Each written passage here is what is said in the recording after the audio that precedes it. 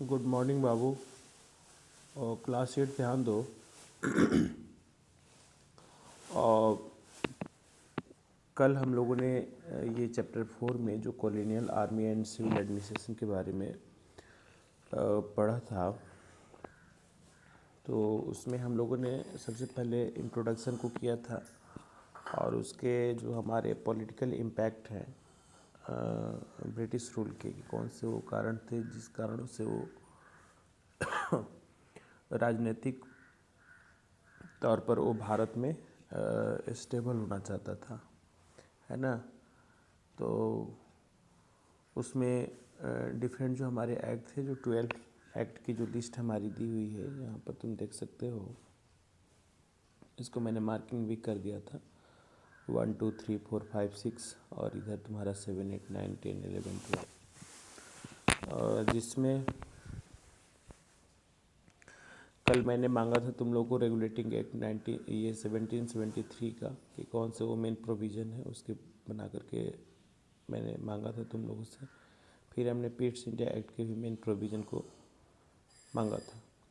तो इसमें बहुत कम बच्चे दिखा पाए थे, तो क्यों नहीं दिखाए थे, अब आप समझे, इसको दिखाना चाहिए, मैं तो यही कहूँगा, है ना। तो मैं आज उन्हीं पोर्शंस का, यानी कि ये जो पीडीएफ था कल जो मैंने भेजा था आप लोगों को, इसी पीडीएफ पर हम लोग आज ब्रीफिंग करेंगे, ठीक है। तो ये जो पैराग्राफ है ऊपर का पहला पैराग्राफ जो है, जिसमें इंट्रोडक्शन है and political impact of the British rule है, ये तुम्हारा कहीं ना कहीं ये जो डिफरेंट लॉ हैं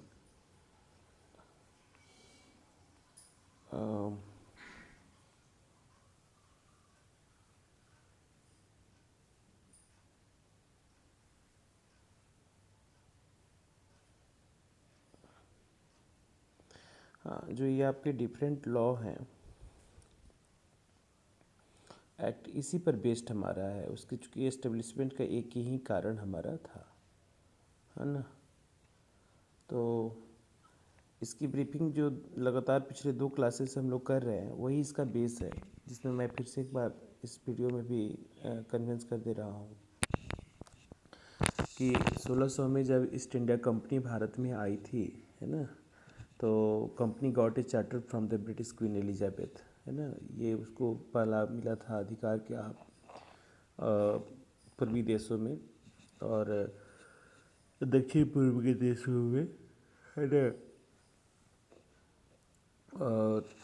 आप ये बिजनेस व्यापार व्यवसाय कर सकते हैं।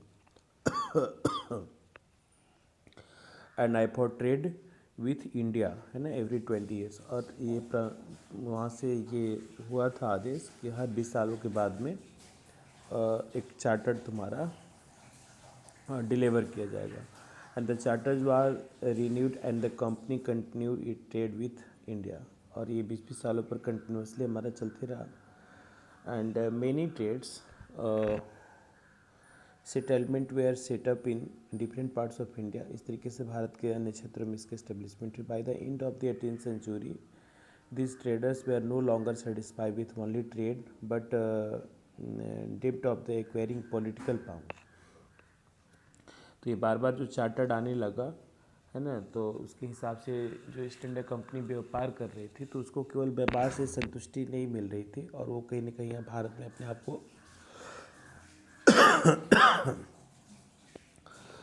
में अपने आप को पॉलिटिकली स्टेबल करना चाह रही थी। तो इसी पॉलिटिकल इस्टेब्लिशमेंट का जो हमारा ड्रीम था, ये कहीं ना कहीं इस प्रकार के जो हमारे एक्ट्स और अधिनियमों को लाने का हमारा काम किया। They acquire vast territory and they protect them. वो चाहते थे कि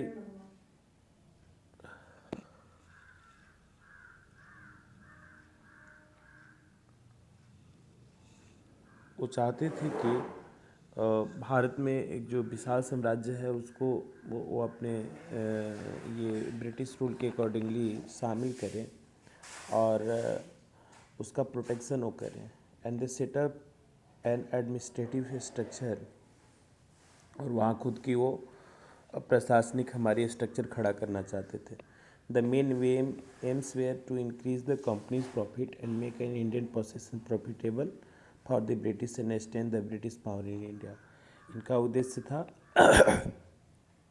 कि भारत में कंपनी के प्रॉफिटेबल कंडीशंस को इम्प्रूव किया जाए, और फर्दर आगे भी मतलब पीढ़ी दर पीढ़ी जो ब्रिटिश की तरफ से आने वाले जितने भी मर्चेंट और जो भी हैं उनके लिए ये एक प्रॉफिटेबल कॉलेज बना रहे। और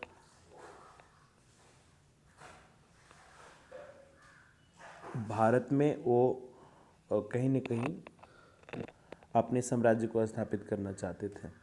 तो ये सब मेजर फैक्टर्स थे जो कहीं न कहीं इसके पॉलिटिकल एस्टेब्लिशमेंट की हमारी कहानी तय करती है। तो ये घुमा फिरा करके बार बार एक ही कहानी लगातार रिपीटेड हमारे होती रहेगी। तो हम यहाँ आते हैं मेन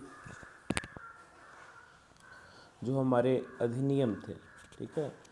तो इन्हीं उद्देश्यों को ध्यान में रखते हुए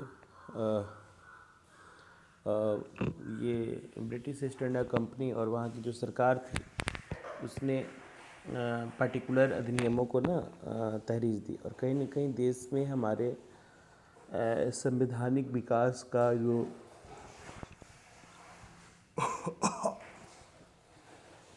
संवैधानिक विकास का जो एस्टेब्लिशमेंट हुई उसमें इन regulating act, British India act और जितने भी चार्टर्ड अधिनियम थे हमारे, या act of the better government of India है ना, Indian council act 61-92, parliamentary reforms and government of India act 1919 और 1935, ये जितनी भी civil administration and civil code से रिलेटेड जितनी भी चीज़ें हमारी हुई उसमें कहीं न कहीं ये हमारे भारतीय संविधान के लिए भी काफ़ी उपयुक्त साबित हुए। तो ये ऐसा नहीं था कि ब्रिटिश ईस्ट इंडिया कंपनी जो थी भारतीयों को ध्यान में रख कर के इन चीज़ों का करे, वो अपने प्रॉफिट के लिए ऐसा कर रही थी। अलग बात है कि वो बाद में जब चले गए यहाँ से तो हमारे लिए भी बेनिफिशियल हो गया।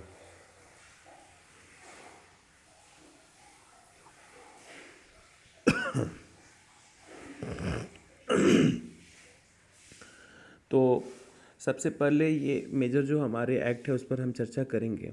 तो ये पॉलिटिकल एस्टेब्लिशमेंट के लिए जो सबसे पहला जो रेगुलेटिंग एक्ट, जिसको नियमन अधिनियम भी हम लोग कहते हैं, कि कैसे आमतौर पर चार्टर्ड आता था, लेकिन ये 1773 में फर्स्ट टाइम ऐसा प्रयास किया गया था रेगुलेटिंग एक्ट लाने का, है ना। इसके बाद में इसमें कुछ ऐसी खामियां हुई जिसका भी हम ड्रॉबैक पर हम लोग जिक्र करेंगे। और उसके जस्ट बाद पिट्स इंडिया एक्ट आया, है ना।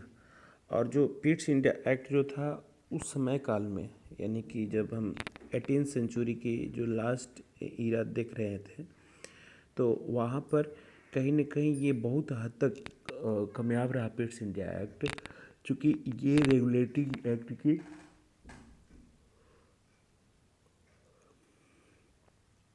खामियों को रेगुलेटिंग एक्ट की खामियों को काफ़ी हद तक, है ना, उसमें सुधार करके इसको लाने का प्रयास हमारा किया गया था। और ये 1784 का जो रेगुलेटिंग पिट्स इंडिया एक्ट है उसके ही एक रेगुलेटरी अथॉरिटी के तौर पर हमारे 4 चार्टर्ड अधिनियम आए, द चार्टर्ड एक्ट, जिसमें 1793 है। चूँकि अधिनियम चार्टर्ड एक्ट जो 20-20 सालों पर रिवाइज करने का संदर्भ रहा था हमारा, तो यहाँ 1793 देखो, फिर इसके बाद में 20 सालों के बाद में 1813, है ना, 1833, 93, 13, 33 और 53, है ना, ये ऐसा हमारा रहा। तो ये कहीं न कहीं हमारे भारतीय समाज में ये अधिनियम 1858 तक काम किया। लेकिन तुमको पता होना चाहिए कि 1857 की एक घटना हुई भारत में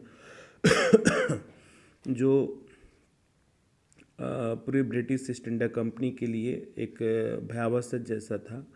और देश के अंदर में इस जो हमारी स्लेवरी लाइफ था उसके खिलाफ लोगों ने आवाज़ उठाना प्रारंभ कर दिया था।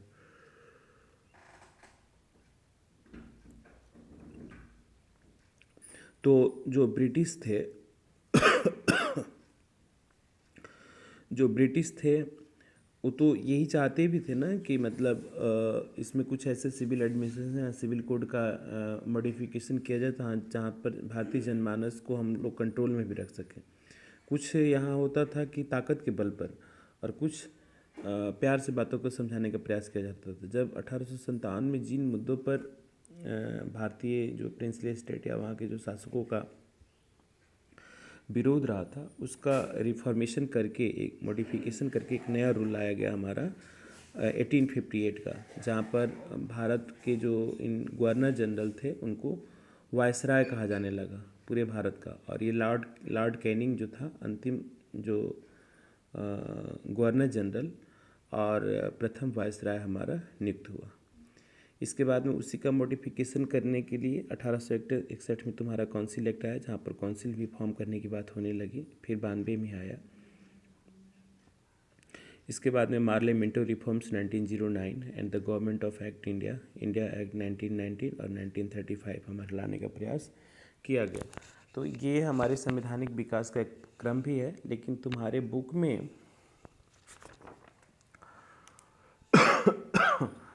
1853 के चार्टर्ड अधिनियम तक दिए हुए, चूँकि 1857 की घटना का ना एक जो संदर्भ है, ये फेज़ 2 में हम लोग को पढ़ना होगा। चैप्टर है तुम्हारा, मैं इसको अनाउंस कर देता हूँ, द इंडियन म्यूटनी, है ना, जो भारत में विद्रोह हमारा हुआ था, ये चैप्टर 8 में है। वहाँ से आगे हम लोग इस अधिनियमों को पढ़ेंगे। अभी फर्स्ट फेज़ में हम लोग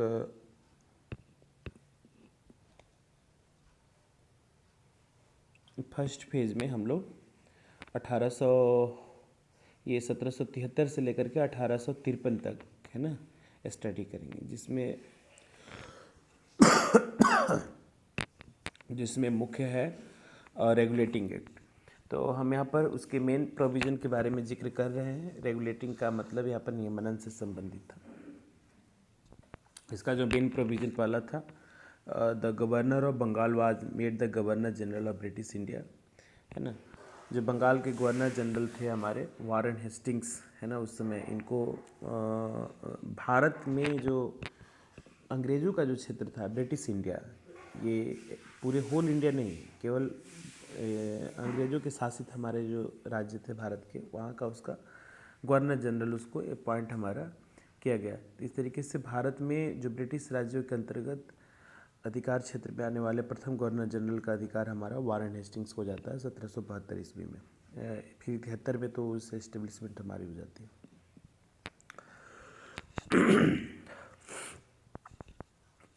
there would be a council of 4 members.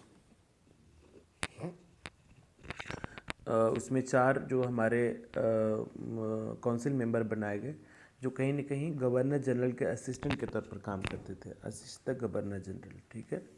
Next, all the decision in the council were to be made by majority of vote. ये तय कर दिया गया कि लोकतांत्रिक प्रक्रिया का पालन किया जाएगा, और कोई भी कानून को अगर ये एक्ट में परिवर्तित करना है तो उसमें ज़्यादातर वोट की मेजॉरिटी के आधार पर हमारे तय किए जाएंगे। And the governor general was given a casting vote in the case of tie. तो उसमें हुआ कि अगर कोई विधेयक या कोई कानून में अगर टाई अप हो जाता है कोई मैटर, तो उसमें जो अध्यक्षीय वोट कास्टिंग करने का अधिकार हमारे गवर्नर जनरल को दिया गया। नेक्स्ट चौथा पॉइंट है तुम्हारा, the governor general was empowered to control the presidency of the Mumbai and Madras in matters of the war and peace with the native state, but in case of the emergency on receipt of the special order from England they could act on their own. कुछ हद तक जो मुंबई और मद्रास की presidencies थी, वहाँ के governor को इसके कंट्रोल में लाया गया, खास करके युद्ध और शांति के प्रस्ताव के समय में। लेकिन कहीं कहीं उसको इंडिपेंडेंट भी छोड़ा गया था, जो ब्रिटिश के क्राउन या वहाँ की जो पार्लियामेंट्री सिस्टम थी उसके बेस पर हमारे तय किए जाते थे। नेक्स्ट है the act provided for a supreme court in Calcutta. The act provided for a supreme court, एक सुप्रीम कोर्ट एस्टेब्लिशमेंट की बात हमारी कलकत्ता में की गई थी। And with a chief justice and 3 assistant जजेस, सर एलिजा इम्पे, है ना, was important the chief justice and the supreme court was empowered to try civil, criminal and other cases were to be tried by means of a jury। एक judicial system को, और ये कहा भी जाता है कि जो वारन हेस्टिंग्स था उसके समय में ऐसे जुडिशल सिस्टम को फॉर्म करने का प्रयास भारत के अंदर में किया गया। तो ऐसा प्रोविज़न इसमें लेकर के आने का प्रयास किया गया था। नेक्स्ट है the directors of the company were required to submit their accounts of the income and expenditure before the British treasury. ऐसा हो गया कि जितने भी कंपनी के तहत में आए हुए ट्रेडर्स थे वो इस अधिनियम के तहत पब्लिक डोमेन में सारी चीज़ों को रखेंगे और ब्रिटिश ट्रेजरी जो सरकारी खजाना था ब्रिटिशों का उसके सामने अपने एक्सपेंडिचर को रखेंगे। इसमें कुछ खामियां थी ड्रॉबैक ऑफ द एक्ट में, जिसमें पहला कह रहा है कि governor general had no control over the members of his council. वो अपने परिषद के सदस्यों पर कंट्रोल पूरी तरीके से नहीं कर पाते थे। And had only a casting vote, केवल वोट कास्ट कर सकते थे। अब कहने का मतलब है कि अगर तुम गवर्नर हो या कोई प्रेसिडेंशियल पद पर बैठे हुए हो तो कहीं ना कहीं कोई भी अधिनियम या जो फैक्ट है उस पर क्या विवाद हो सकता है, क्या उचित है क्या अनुचित है, इन तमाम प्रकार की चीज़ों की एनालिसिस होने के बाद में वोट कास्टिंग होनी चाहिए। तो ऐसा नहीं होता था। मतलब जो 4 सदस्यीय जो और अन्य उसके मेंबर्स थे हमारे, जो वो वार्ड कास्ट करते थे, अगर टाई करता था तो केवल अध्यक्ष ही वोट कास्ट करता था, उसको कंट्रोल नहीं कर पाता था। ये इसकी एक बहुत बड़ी खामी थी, क्योंकि उसको अधिकार बहुत सीमित थे। नेक्स्ट है the relation of the supreme court and the governor general and his council were are not clear. ये जो सुप्रीम कोर्ट और गवर्नर जनरल के बीच में जो रिलेशन थे हमारे, ऐसे हमारे वो स्पष्ट नहीं थे। And the governor of Bombay and Madras presidency were not brought under the governor general control. उसको पार्शियली लाने का प्रयास किया गया था, मुंबई और मद्रास के प्रेसिडेंसी के गवर्नर को फुल्ली नहीं लाने का प्रयास किया गया था। They could act by themselves under the guise of the emergency. वो इमरजेंसी में ही केवल उनके ऊपर में अप्लीकेबल हमारा ऐसा होता था। नेक्स्ट तुम्हारा है पिट्स इंडिया एक्ट। इसमें तुम्हारा जिक्र कर भी रहा है कि as the regulating act had many defects. प्राय तुमने देखा कि रेगुलेटिंग एक्ट में बहुत सारा डिफेक्ट्स था and it was necessary to pass another act, है ना, टू रिमूव दिस डिफेक्ट। उस डिफेक्ट को दूर करने के लिए ऐसा होना ज़रूरी था कि एक नया अधिनियम आए। So even after the enactment of the regulating act, affairs in India had no improved. Corruption in India had not been removed completely. The American War of Independence resulted in the loss of the 13 American colonies, and it gave a serve below the British trade, and the English wanted to extend their control over India. So Pitt's India Act was passed in 1784. And it is called Pitt's India Act because the bill was moved by the British Prime Minister Pitt the Younger।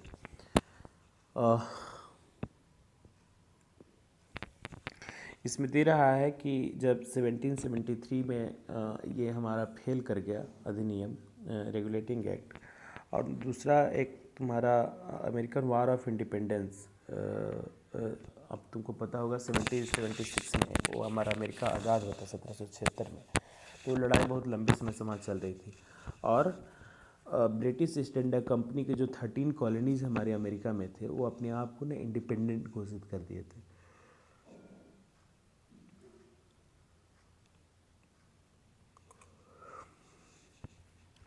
तो ये ब्रिटिशों को ऐसा लगा कि कहीं न कहीं ये जो वार है या जो कॉलोनीज़ हमारे बिखर रही है इसको कंट्रोल करना बहुत ज़रूरी है। तो इसी के बिहाफ में इसको कंट्रोल करने के लिए पिट्स इंडिया एक्ट को 1784 में लाने का प्रयास हमारा किया गया। और चूँकि ये वहाँ के प्रधानमंत्री थे पिट्स, इसीलिए इसको भारत के अधिनियम के तौर पर पिट्स इंडिया एक्ट के तौर पर हमारा बताया गया। तो इसके जो मेन प्रोविज़न है मैं एक एक करके डील कर रहा हूँ। The political and the commercial function of the company were separated. The board of directors was to only took after the commercial activities of the company, and this act created a board of control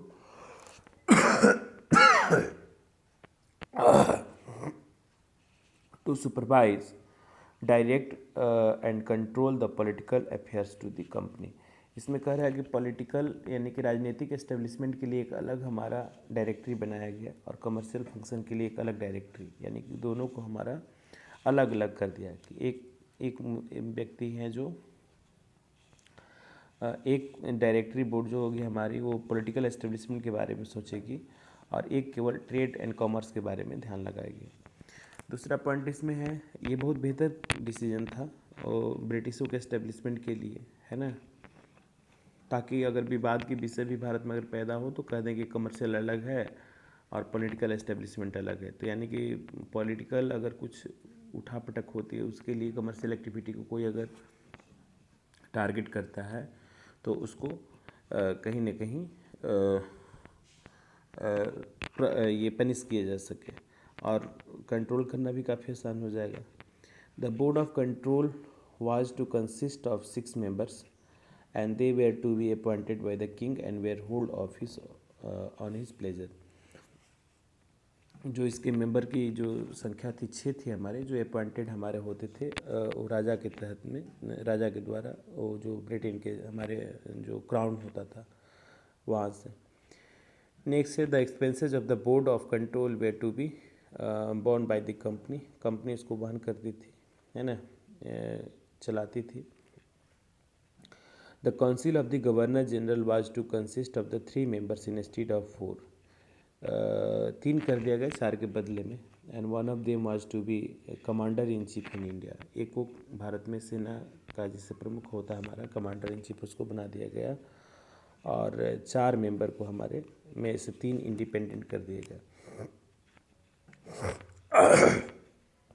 the governor general in council was to have full power to superintendent director control in the presidency of the Mumbai and Madras. जो अभी बम्बे वर्तमान में मुंबई और चेन्नई है, इसको भी हम कहीं ना कहीं उसमें इन्वॉल्व करने का प्रयास किया गया। उस गवर्नर काउंसिल ऑफ परिषद में उसको पार्टिसिपेट करने का प्रयास किया गया। पहले वो इंडिपेंडेंट था। नेक्स्ट है the governor council in the presidency of the Mumbai and Madras are also the consist of 3 members। उसमें भी 3-3 मेंबर का हमारा प्रोविज़न किया गया। And the governor general could declare war और make peace after getting the permission of the board of control. और ये governor general जो थे हमारे बोर्ड ऑफ कंट्रोल के अकॉर्डिंगली हमारे इनका शासन किया जाने लगा। तो इसका इम्पोर्टेंस काफ़ी बेहतर था। The Pitt's India act in the landmark in the constitutional history of India. मैंने बार बार कहा ये 1773 ही मानते हैं, लेकिन 1773 में कुछ खामियां थी। इसके बाद में पिट्स इंडिया एक्ट को एक लैंडमार्क के तौर पर हमारा देखा गया। It introduce the system of the dual control from England. ये दो कंट्रोल व्यवस्था यहाँ पर लागू कर दी गई, ये इंग्लैंड के द्वारा। And the act helped the unification of India by making the governor general supreme over the governors of the other presidencies. एक डिसेंट्रलाइजेशन ऑफ पावर हमारा हो गया कि एक के ऊपर में कुछ और है, उसको कंट्रोल करने के लिए कोई और है, उसको कंट्रोल करने के लिए और कोई और है। तो कोई ज़्यादती या मनमानी हमारा नहीं कर सकता था। The British parliament claim supremacy over the company's possession in India and the Pitt's India act lasted till 1858, है ना। ये इसको मैं अंडरलाइन भी कर लिया, देख लेना।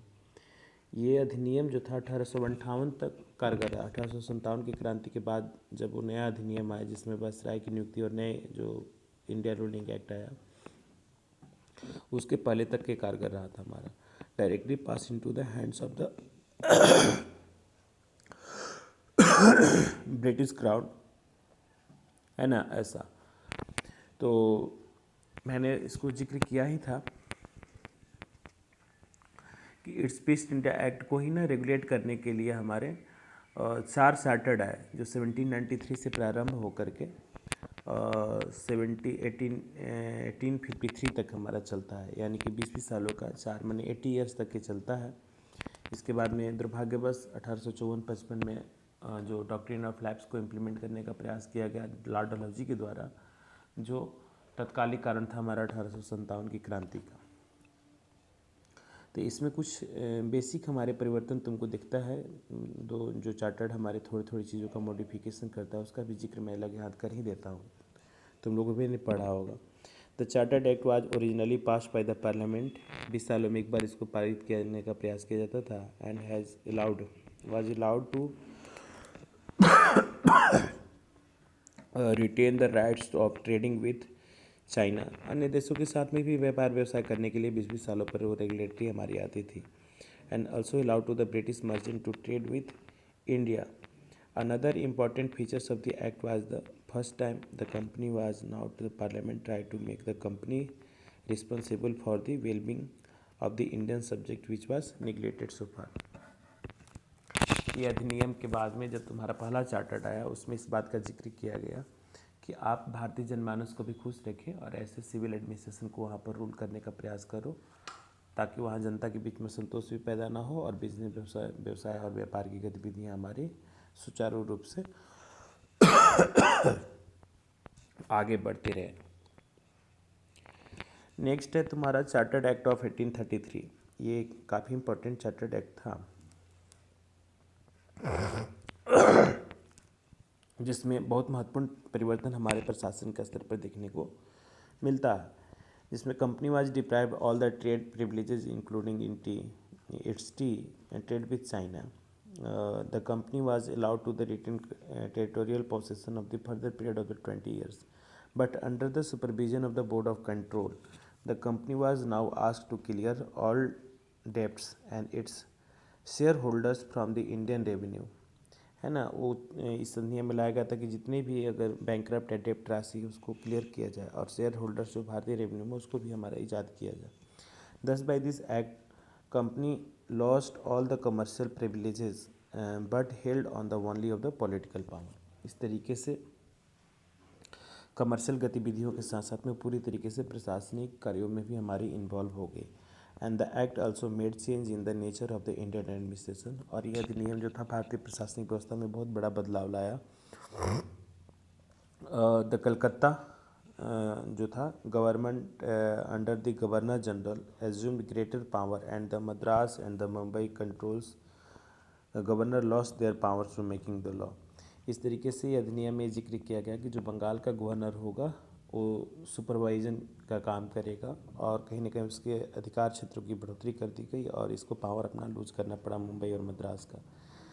And the new member was added to the council of the governor general for the purpose of the making law. और अलग से अतिरिक्त सदस्यों की नियुक्ति हमारी की ताकि कानून बनाने में सुविधा हो। And he was known as the law member, उसको कानून का सदस्य कहा गया हमारा। And in short the power was centralize in the Calcutta government and the governor general become the most powerful officer in the company Indian administration, है ना। ये भारतीय प्रशासन में इसकी भागीदारी हमारी सुनिश्चित की गई। इसके बाद नेक्स्ट है तुम्हारा 1853 का दे रहा है कि पास किया गया, जिसमें काउंसिल ऑफ 6 मेंबर, इसमें 6 जो मेंबर थे हमारे, set up to the make law for the Indian subject for the company and it was probably the beginning of the legislative council. और ये 1853 का जो चार्टर्ड अधिनियम था ये कहीं ना कहीं परिषदीय डेवलपमेंट के लिए, काउंसिल डेवलपमेंट के लिए, यानी देश के अंदर में भी एक काउंसिल स्ट्रक्चर को खड़ा किया जाए, इसकी एक शुरुआत हमारी कही जा सकती है। और तुम देखोगे कि 1858 के बाद में जो अधिनियम आया उसको इंडियन काउंसिल एक्ट के नाम से जाना गया। यहाँ आप देख सकते हैं, है ना। 1853 यहाँ है, 1858 यहाँ है, और उसके बाद में जितने भी हमारे आए, काउंसिल एक्ट आए, रिफॉर्म्स एक्ट आए, या गवर्नमेंट ऑफ इंडिया एक्ट भी हमारा काउंसिल एक्ट के तहत ही हमारा कार्य करता है और आज भी परिषदीय व्यवस्था हमारे देश के अंदर में चल रही है। तो इस वीडियो क्लिप में इतना ही। अगले फेज में जब हम मिलेंगे तो सिविल एडमिनिस्ट्रेशन के बारे में, कॉलोनियल आर्मी के बारे में, जुडिशल ऑर्गेनाइजेशन, पुलिसिंग वगैरह के बारे में पढ़ने का प्रयास करेंगे। इस तरीके से चैप्टर हमारा समाप्त हो जाएगा। ठीक है, तो तुम लोग ऐसा करो, इस वीडियो को देखो और यदि कहीं कोई प्रॉब्लम आती है देन आप बात कर सकते हैं। ठीक है बाबू, ओके।